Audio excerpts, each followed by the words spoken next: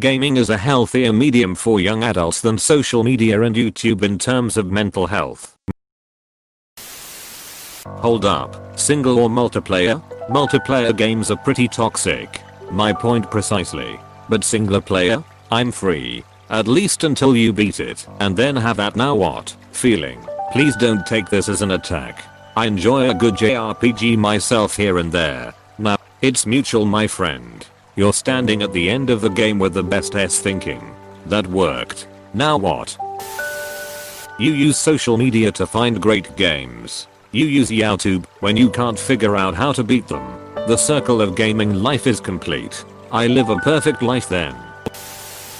Most of the 30-something-year-olds with kids understand because we were the first group to get to experience how fucking awesome gaming became to be. We were the first to truly get to enjoy the internet combined with gamma play. At the same time, we were some of the first to use social media at its first peak. Moderate gaming can keep you sane from this world of hurt. Social media does the exact opposite. I remember when Miss Bason's anger existed. I remember going from Miss to Diablo/D2 and using Lemuria for all kinds of stupid stuff. Hell, I remember when the COD/Counter-Strike community was actually really chill and cool. I rarely see this exist in today's standard. As an adult, I have to wonder how much money I costed my parents from them having to hire a computer guy after I bricked the family computer multiple times trying to download porn off Lemuria. As an adult, I'm glad I saved my parents from the mistakes I was allowed to make. Back when XP was the OS, there wasn't a troubleshoot button to click on your Wi-Fi. It was all manual, and I was too addicted to RuneScape to let the connection not work. I think XP was the first OS with a troubleshooting button, but I may be wrong. In any case, the troubleshooting button is next to worthless. I don't think it has ever been helpful in my entire life, because the solutions are all super basic stuff that most people have already tried. Probably why Windows 10 Troubleshoot just types the problem into Google for you. I still believe that almost everything is okay in moderation.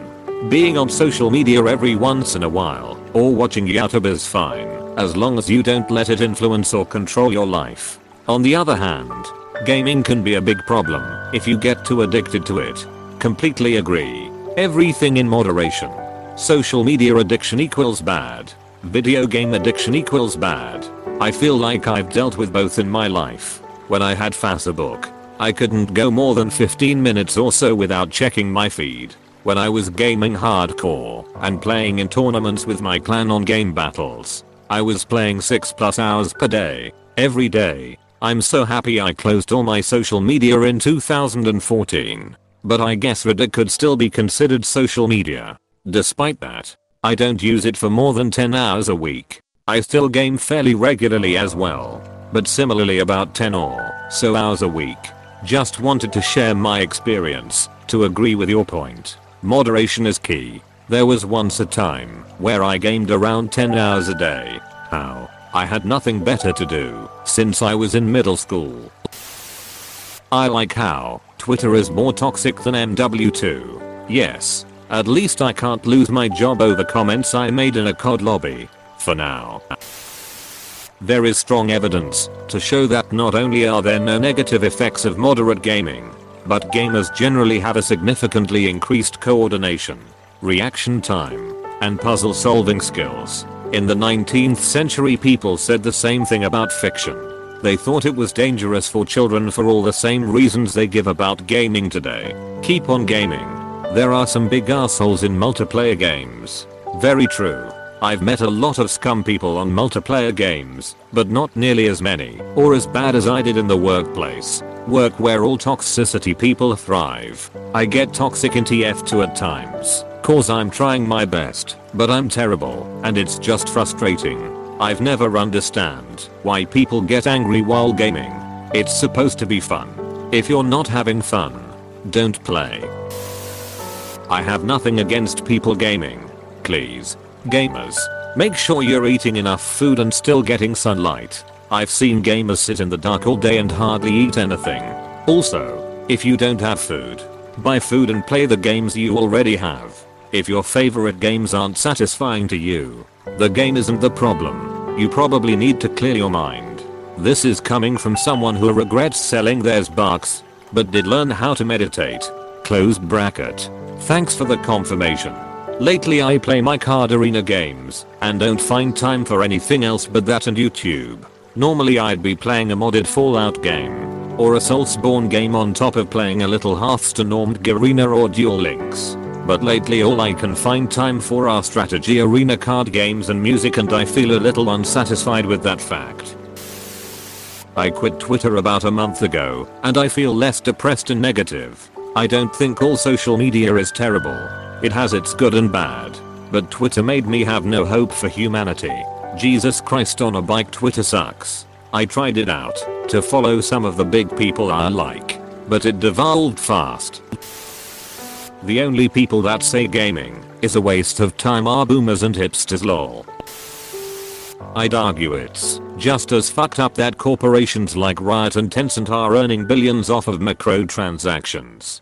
Gaming as an industry is built off of getting kids addicted. That's not to say social media and YouTube don't work off the same business model, but I kind of find it disingenuous to act as if it's fine to let kids play with what are basically just more child-friendly slot machines. I used to be an avid gamer, and I honestly kind of cringe looking at any game now. How much manipulation goes into keeping the player hooked.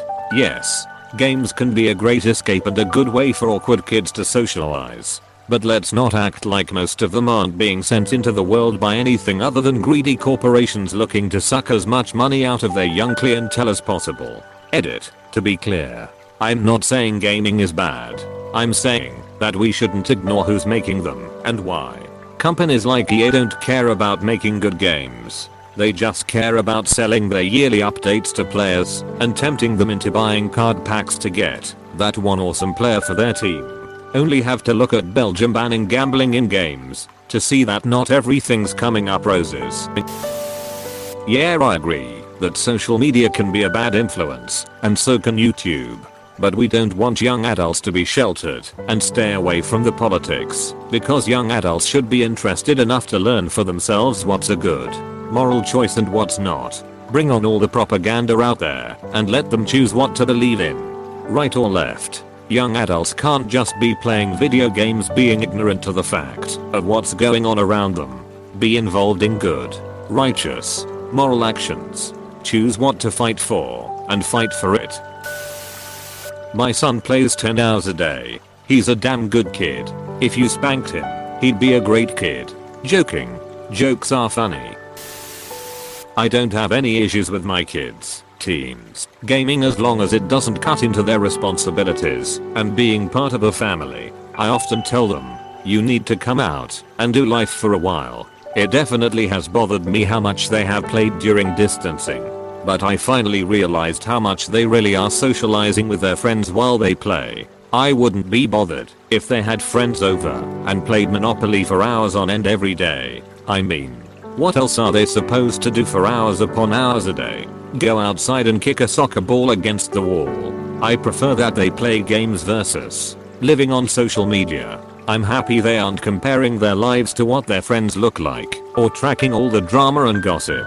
My youngest kid has a mouth on him and he's had some pretty real blowouts with a couple friends, and he's one of those that bangs on the desk and yells when he gets worked up. I don't love that, but it still seems better than them freaking out and raging about what so and so said on Instafy or Snapbook or whatever. Gaming got a bad reputation when a couple of people claimed some kids' violence was the result of violent games. Maybe that played a factor, but there were so many other things wrong. I think that has kind of subsided, and the concern these days is more their physical health. Digital devices get as much flack because kids, and the rest of us, live in them instead of living in the world. So many claims that technology is bad and is ruining humanity. But all that evil technology is what kept most of the world going around when this evil virus took over. There is a lot of value in video games, and there is in social media as well. But like most other things, moderation and appropriate use are key. I mean, what else are they supposed to do for hours upon hours a day? Go outside and kick a soccer ball against the wall? No, of course not. But looking back on my teenage years as someone who gamed a lot, I really wish someone had guided me to spend some of that time developing extracurricular skills. It doesn't too much what? Music, gymnastics, sports, acting, art, martial arts, whatever. I wish I had been guided towards spending some of my gaming time on those instead.